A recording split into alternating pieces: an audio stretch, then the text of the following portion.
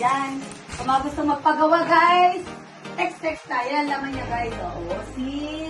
Pinaghirapan natin yan. Yung mga inipon-ipon ko yan, kapag pumupunta ako sa mga surplus, o diba? Oo, sana na magamit natin. Ayan. Ito naman ay mga padala ng aking kapatid sa US, sinapin niya.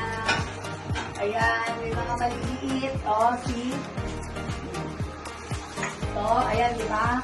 Oh, see, ang cute. Oh, ayan pa, guys. Ito, marami mo. Ay, ding. Daming alak. Pero di naman tayo umiinom. Mga regalo yan, guys. So, pag may mga events,